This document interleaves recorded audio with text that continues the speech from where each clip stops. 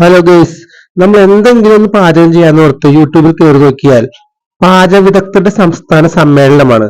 ചിലർ വളരെ എളുപ്പത്തിൽ പെട്ടെന്ന് തയ്യാറാക്കാമെന്നും പറഞ്ഞ് കാണിച്ചു തരുന്ന വീഡിയോ കണ്ട നമുക്ക് തന്നെ ചിരി വരും. ഉദാഹരണത്തിന്, ഈ മുട്ട ഓംലെറ്റ് ചപ്പാത്തിയിൽ വെറുതെ ചുരുട്ടിയെടുക്കുന്ന ഒരു ചെറിയ കാര്യമായിരിക്കും. പക്ഷെ അവർ അത് പറഞ്ഞു തരുമ്പോൾ വളരെ എളുപ്പത്തിൽ ചെയ്യാമെന്ന് പറഞ്ഞ് നമ്മളെ കാണിച്ചു തരുന്നത് മുട്ട ചപ്പാത്തിയിൽ പൊതിഞ്ഞതിന് ശേഷം രണ്ട് വശത്തേക്കൂടിയും എന്തായാലും അത് ഊർന്നു പോകും. അത് ഊർന്നു പോവാതിരിക്കാൻ വേണ്ടി അവർ പറഞ്ഞു തരുന്ന ഓരോ വിദ്യകൾ കേട്ടാൽ നമുക്ക് തന്നെ ചിരി വരും. ചിലർ പറയും അത് ഊർന്നു പോവാതിരിക്കാൻ ഒരു സ്റ്റാപ്ലർ എടുത്തിട്ട് രണ്ട് വശത്തും ഓരോ പിന്നടിച്ചു കൊടുത്താൽ മതി. പിന്നെ അതിൽ നിന്നും ഒന്നും തന്നെ പുറത്തേക്ക് പോകില്ല. ഇതെല്ലാം കഴിഞ്ഞ് അതിനെടുത്ത പേരായിരിക്കും ഏറ്റവും രസം. ഇതായിരിക്കും പേര്.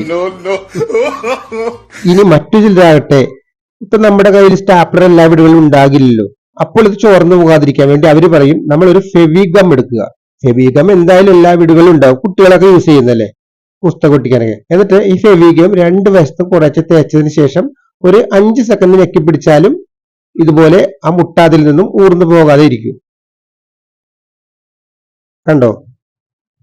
ഇതൊന്നും കണ്ട ആരും ഇതൊക്കെ ചെയ്തു നോക്കിയാക്കല്ലേ, പ്രത്യേകിച്ച് കുട്ടികൾ. ഇവർ പലതും പറയും. പോകുന്നത് നമ്മുടെ ശരീരമാണ്.